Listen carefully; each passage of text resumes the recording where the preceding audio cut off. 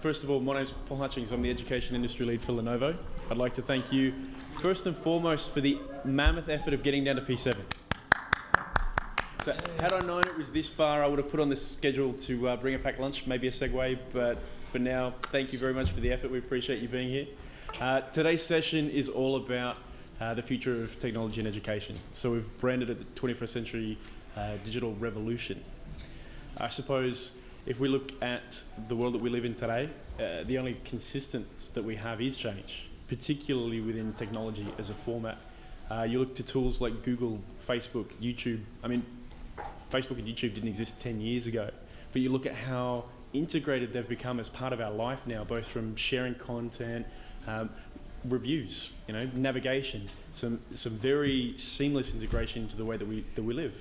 So I suppose the question we have to ask ourselves is, as technology is becoming so advanced and is being integrated so deeply into the world that we live in, what does this mean for our education system? So with that in mind, we've invited a panel of experts to have a bit of a chat on the subject. You guys will absolutely get an opportunity to ask questions, so please be thinking as you go. But I'd like to introduce Travis Smith, who is education expert for Microsoft, ex-teacher and assistant principal at Frankston High School. Mike Reading, first Google certified educator in the country, PD lead now for Google, ex-teacher at Illawarra High School. Senior College, thank you. Jim Cook, ICT Innovation Coordinator at University of Sydney, and Jason Jacobs, who's Education Specialist for Intel. So I'd encourage you, keep this interactive. It's more of a Q&A style panel session. So I'm just going to fire questions off. We'll probably get through 5 or 6 depending on how we go for time, but really keen to get you guys engaged so you have an opportunity just to pick the brains of the experts that we've got in front of you. But yeah, we'll kick off. So I suppose the very first question I'd like to ask, and it's to everyone, your perception, has the role of the education institutions changed? So with such a change in technology, with such an integration challenge, do we think that the role of the education institution today, be it K-12 or from a higher education perspective, has changed? Might head off to Travis to start. Yeah, it definitely has. I think, we've been doing technology with education, in education for a long time. The school I was at, they introduced one-to-one in 1995 as the first government school in the world to do it. So it's been quite a while now, and I suppose the change that's happened in more recent times is the more ubiquitous access to technology that's happening across many kids, different form factors and so forth, across schools. With that becomes definitely a change. One of the challenges is bringing people on the change. So you work in PD, and PD is obviously a big part of how to bring people along for the change. There's often an idea that we don't have to worry about the teachers so much sometimes, because we can just get them to create curriculum and the kids will work it out. The kids are good at technology. Kids are good at technology, but they don't know how to learn with it. And they don't know the learning theory behind it. They don't understand why you ask them to use a certain tool, not another tool, to do that task. You understand, that's why we're still here. But so often what happens is the floodgates get opened on technology, and you can use whatever you want and whatever. We need to be a bit more considered than that. So I'm not one who says, learning and teaching is completely different now to what it was before because we can just throw open-ended questions and the kids will learn themselves. I think there's strong evidence about explicit teaching. The problem is that explicit teaching for more than 5 or 6 minutes becomes chalk and talk, and that's what we need to keep in mind. But there is strong evidence that a teacher-led discussion around concepts and then freedom beyond then is something we should be focused on. So I think heaps has changed. The role of education institutions, if you look at the data in the US about the amount of kids who are going into homeschooling, not into formal education, is on the rise massively, which is kind of sad. One of the reasons it's sad is that we all know, being in education, that you don't just get knowledge out of going to school.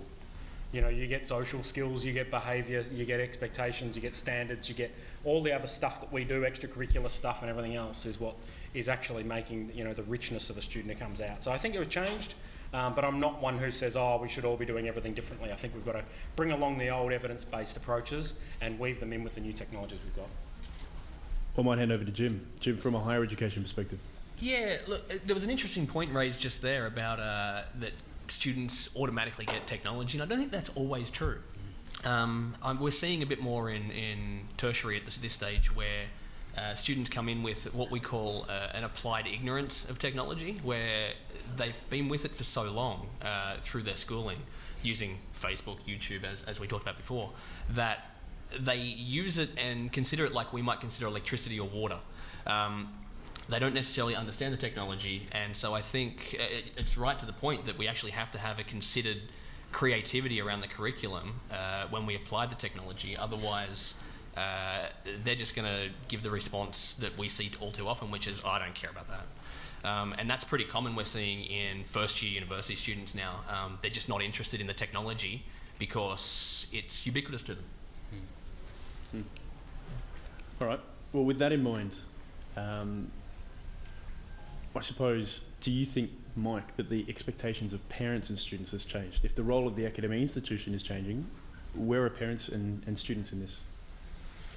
Yeah, I think one of the hard things for schools is managing expectation, because I guess the media has a lot to play in telling people what they should expect as well. And let's be honest, in schools there's so much pressure for us as teachers to be training the students in all aspects, right? So we've got sexual health, we've got PE and development, we've got all sorts of things. And if you start to look at, I guess, some of the litigation, again, in the States, but there's schools that are being sued because they didn't teach sex ed properly, and one of the kids gets pregnant, so then the parents are now suing the school for not doing their job and training their children right.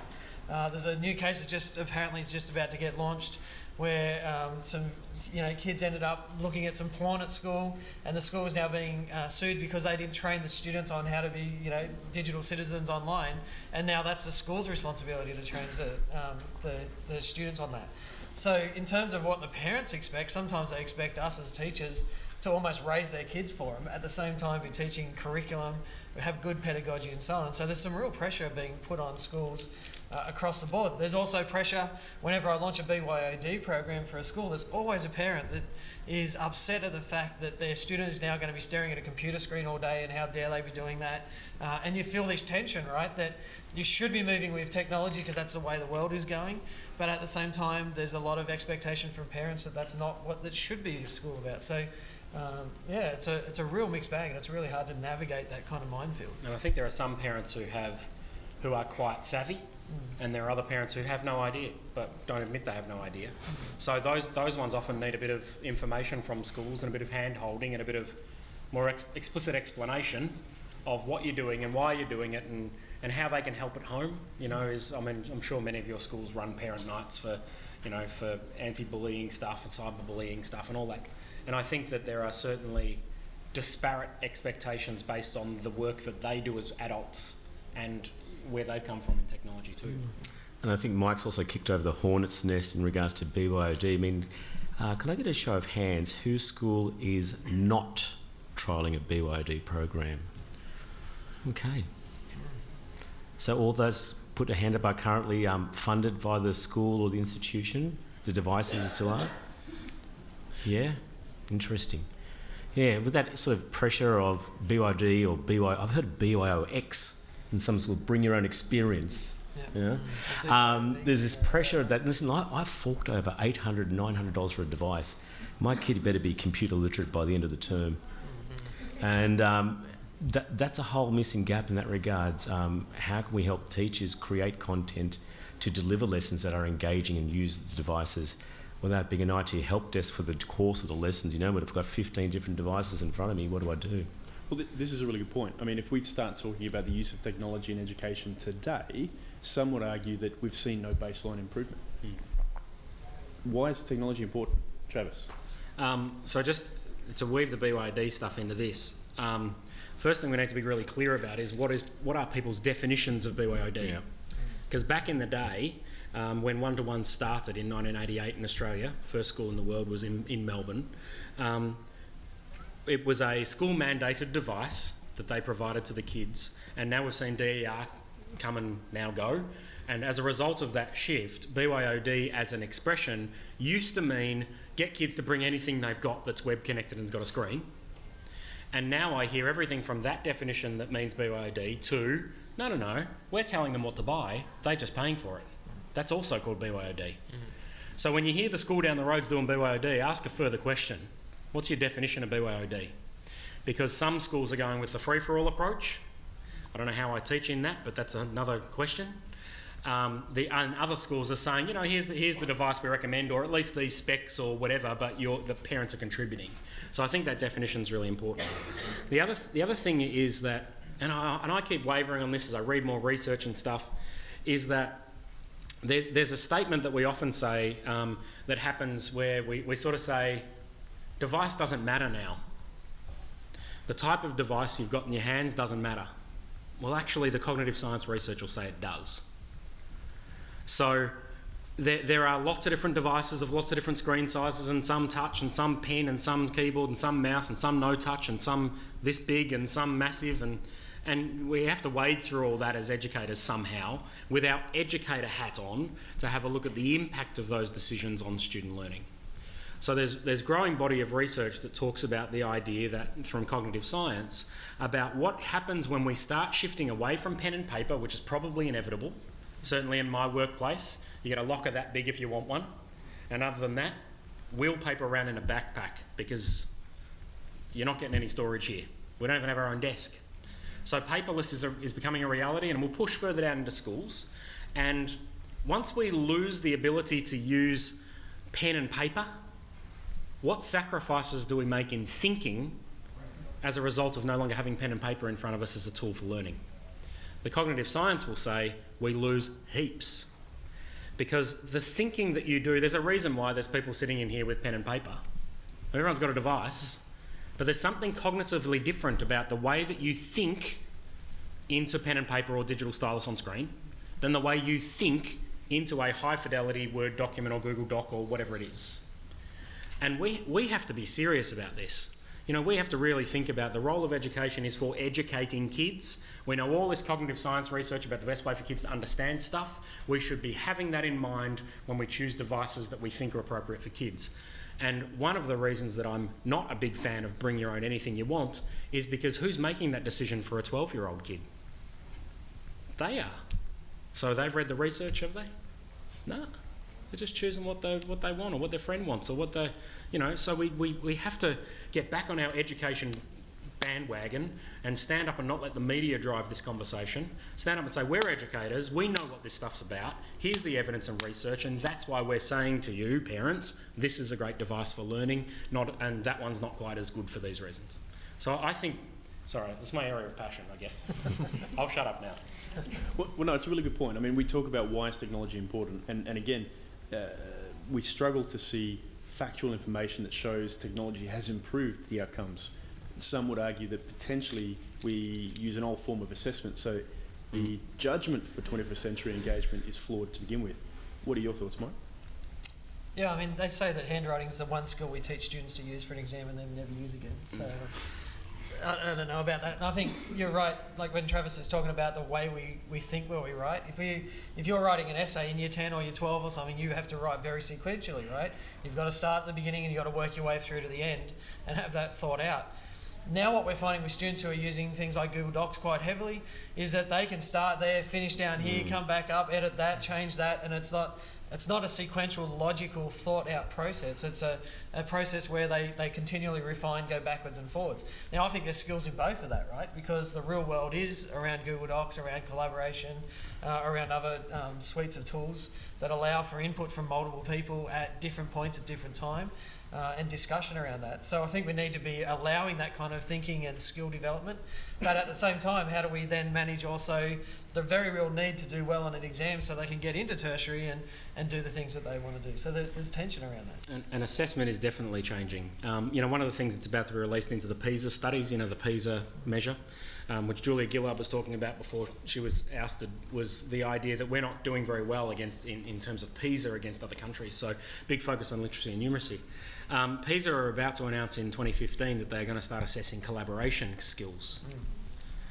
I'm sure someone like China is panicking about that because the pedagogy that they use is great for the types of assessment we traditionally see, but not for building the type of collaborative potential and skills that we need kids to come into the workplace for. So for example, at Microsoft, they say to us in job interviews that we need people who can collaboratively problem solve over distance using real world tools. That's great. So if you can't do that and there's a person next to you who's equally skilled who can, he gets the job every time. He or she gets the job every time. So collaboratively problem solving over distance using real world tools.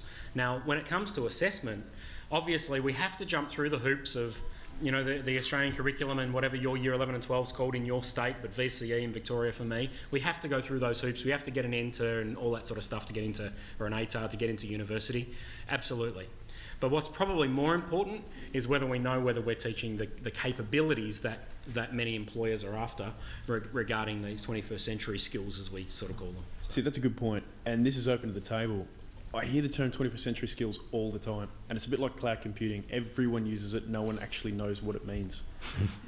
What are we talking about when we say 21st century skills, 21st century learning? Is there a difference? Jim? Well, it's a really good question because everyone uses it very differently. I mean, in the tertiary sector, we're seeing people come through for jobs that don't exist yet. It's a pretty common thing.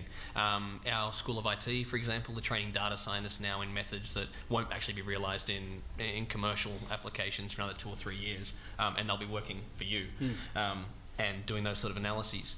21st century skills is, to me, and to the work we do in the Innovation Lab at the university, is around understanding how to access resources and how to manipulate resources and research things in order to get outcomes that you might not expect or that aren't immediately obvious in that case. Okay. So, yeah, they are different, but my definition probably isn't your definition. I read something about, which used an interesting definition of the difference between intelligence, which I think we inherently understand, although it's hard to write a definition for, intelligence versus what they call extelligence. And extelligence is actually your ability to make this is my take on it, not what they said. Extelligence is the ability to make yourself look more intelligent by being very resourceful and fast in synthesising the stuff that we find. That's right. and applying it to a new setting. You know, so that's a skill, right? Now, as we were talking about this morning in the keynotes, this wave of information that the kids are sort of swimming around in every day. One of the skills is obviously having to synthesise through all that. So some work that was done in a research project called ITL Research, ITL standing for Innovative Teaching and Learning, research.com is the website. They had a look at across many countries, and one of the challenges was that at last count, and this was a few years ago, there were 76 different versions of 21st century skills. No wonder we're bloody confused. So actually there's 77 now, because if you've got the general capabilities and national curriculum out, there's another one. Now, I often call that 124 pages of the best intentions, because it's bloody good stuff. The problem is that even when you hear a Cara speak about it, they still don't make it real enough for me in my Year 7 history class, or in my Year 11 business management class, or in my Year 4 class. They still don't bring it down out of there so that they go, if you do this, kids will end up with these kinds of capabilities. So that's the real challenge of 21st century skills. That's why it's 2014 we're still talking about it. So one approach that has been developed as a result, you can look up from that itlresearch.com site, is called 21CLD, 21st Century Learning Design. And 21st Century Learning Design actually goes there, you know, across those 76 different versions, there are, you know, some commonalities in terms of collaboration being one of them, critical thinking, problem solving is another one, you know, so on and so forth. Skillful communication is one, and it goes through, and there's a rubric created for teachers to use in the curriculum design process. So if I want my kids to be good collaborators, if I come work at your school and you say, Trav, make sure your kids are good collaborators, I'll go, oh, okay, have you got any butcher's paper, or should we do a group task? Just by putting kids in groups doesn't mean you're going to teach them the capability of collaboration. So what this does is says there's 5 different things you should plan into curriculum, into a task or an activity, if you want to result in the development of that capability in that kid. Doesn't make awesome teaching and learning. That's where you come in, and you've got to have an interesting topic, and you've got to do good activities and all that stuff. But it just is a checklist to say, if I want kids to be good collaborators and they're going through primary school at our school, then by the end of year 5, they should have had 3 experiences in developing collaboration against this rubric, 4 experiences of developing knowledge building, which is, the way I define knowledge building is, it's the stuff that happens beyond the end of a research project. So that's when they actually start using their brain. Because up until then, give me a printer, a computer, and a search engine, and I can probably bash out a poster on any topic you give me. I won't have understood any of it, but I can bash one out. It's then when you ask me to apply that knowledge is when knowledge building comes in. We have to explicitly plan for this stuff if we expect to get an outcome. So anyway, that 21 CLD approach is something worth having a look at. Okay, so what are some great examples of pedagogical reform you've seen taking into task some of these 21st century skills? Jim? Yeah, I mean, at the University of Sydney, we run a design lab, which is basically doing education research, if you like. It does direct research into pedagogies, into technology, and how they affect the learning experience. The problem is we own that IP and we don't even apply it, which is, I think, a common example across a lot of research organisations. We've been looking at things like gamification and technology in the classroom since 1986. I found a research paper that was published by the Design Lab then, and we still don't have it. And we're a group of 8 world-leading university. And I think there is a disconnect currently between the want and the will. If you understand my meaning on that, in that people would love to be able to deliver these 21st century skills and these types of pedagogy that allow them to really engage with students. But that's a lot of extra work and a lot of time. They don't actually realise that it's probably not. That research has been done. There are ways you can apply those things now and today with the 21 CLD type stuff to actually change the outcomes in your classroom. Yeah, just conscious of time, because I want to give you guys an opportunity to ask some questions. What we'll do is we'll make sure that content, like links for the content, is available on the Twitter feed. Also, you're more than welcome to come up and speak to any of the guys after the session. At the end of the session, I'm going to ask the guys a very open question, which is where to from here. But for now, have you guys got any questions you'd like to ask the panel?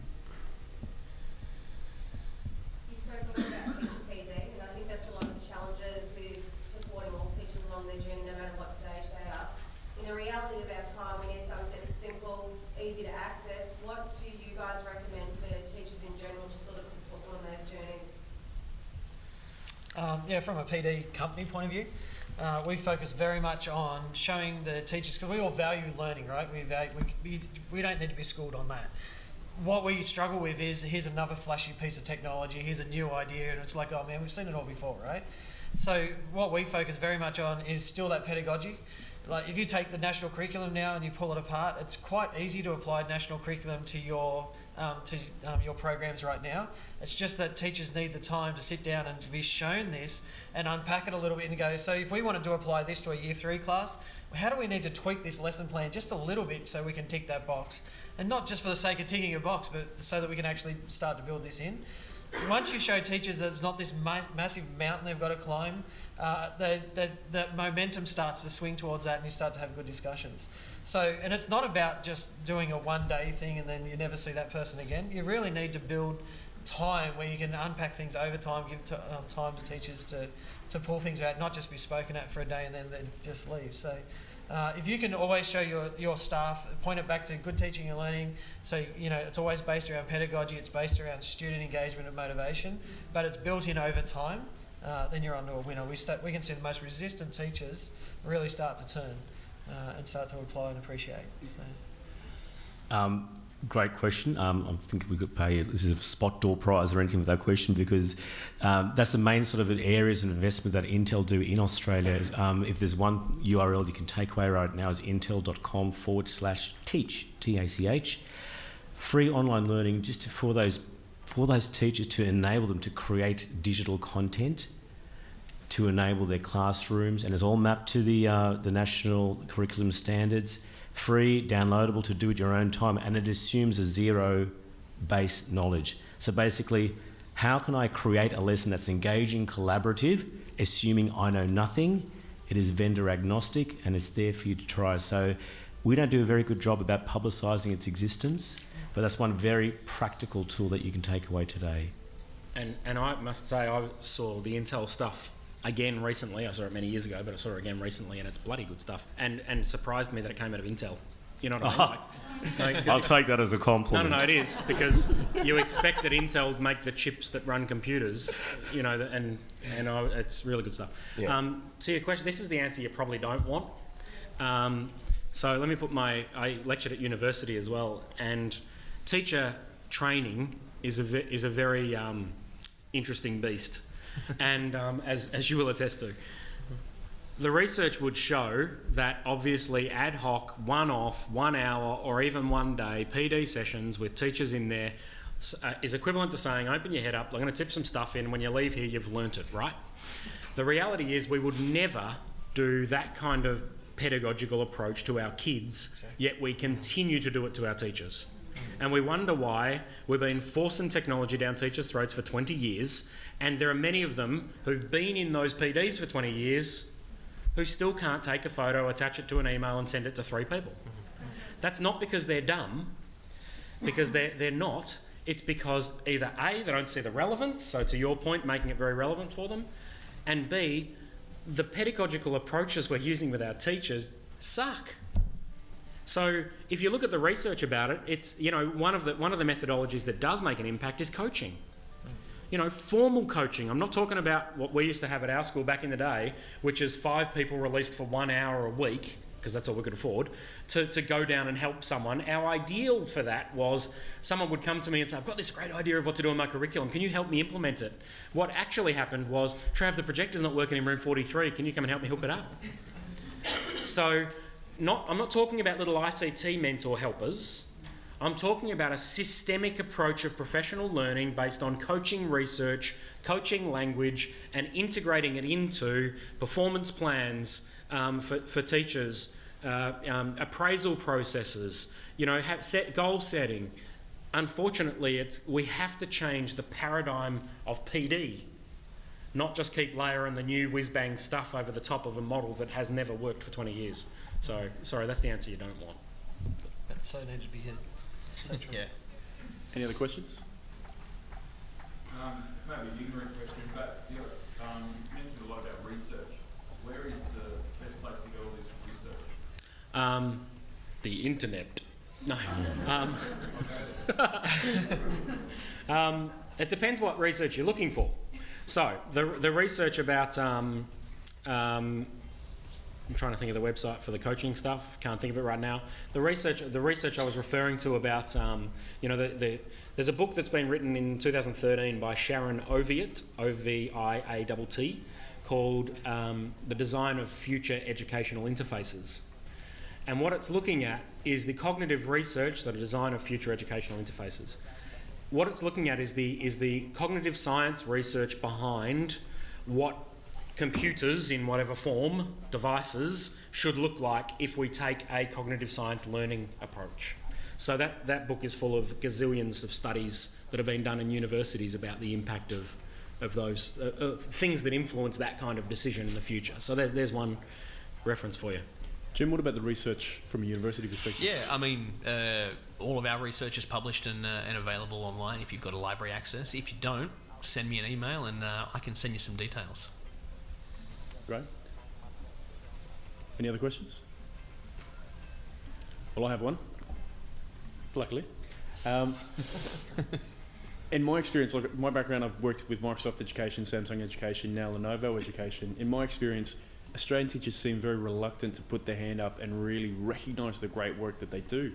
So I'd like to ask, like Mike and Travis, how do we stack up globally? I know, Mike, you've done training internationally, and Travis, you've been part of PIL. How do we stack up as a country of teachers? Very, very well. So I've been involved in what was called the Partners in Learning through Microsoft stuff, but before I was at Microsoft, ran part of a worldwide forum of educators in Prague a couple of years ago. And what it does is brings together all these educators from around the world. Basically speaking, there's a couple of countries they really look to as shining lights for the approaches we use, Australia and New Zealand, and also the UK close behind. So they actually do value the sort of stuff that we do. I don't think we're very good. I wonder whether inherently something to do with our DNA that makes us teachers means that some people are almost too humble to share. So, you know, that's obviously opened up a bit with Twitter and stuff. You know, people are more sharing now. But I wonder what percentage of people, because there's people who overshare, There's people you get sick of, you know, who are there to sort of blow their own trumpet and whatever. So once you filter those guys out, there's some real gems that are the ones who don't share that often, if you can get past those Twitter freaks. There's people with really good stuff happening, but you know, we need to create platforms for them to share. But the problem is that the stuff that we do in educational technology, the stuff that you do in classrooms, is often can't be fully represented in 140 characters or in a 2-minute video. You know, there's more to it. There's the thinking behind the design of the task and the context behind where the kids were and why you did it that way, and all that sort of stuff is really difficult to capture in a digital form. You can sort of do it, but it becomes piecemeal and a bit, you know, how long am I going to spend trying to navigate these examples of good practice? So it's a real challenge, I reckon. And there's pockets of it everywhere, right? So Yeah. you go, every state's different. I love working in New Zealand because there's so many schools over there that have the freedom to be innovative. They're not locked down to state systems and then national systems and bureaucracy all the way up. It's just a school board and a principal and teachers who make their decisions. So there's some really innovative stuff going on if you wanted to look into what's happening around technology, ICT and so on. New Zealand is fantastic. There's some great pockets in Australia of people doing things, and it's really interesting. Sometimes I'll go into a particular diocese and I'll tell you how wonderful they are, and then you talk to the common average teacher, not average in terms of average, but averages in just the average teacher, and they're not doing that great at all. So there's always this perception of message. In terms of how things are going in the US, like we're killing it in terms of how those guys are going, but there's a whole lot of reasons for that as well. So, but everyone says, you know, education's broken. I don't think that's necessarily the case. We're still producing great students who are going on to doing great degrees, great tertiary work, into the workforce, great parents, the whole bit. Society's working generally. So I don't think education's broken. There's always room for improvement. But I think generally speaking, we're doing really well. All right, now in the interest of time, that bell means that we have to wrap up. But I suppose the last question I'd pose to the panel, I'm a teacher, I'm interested, I buy into the fact that we need to look at the best practice for integration. Where do I go? What PLNs or PLCs are available? What resources are available? We've talked in part about links.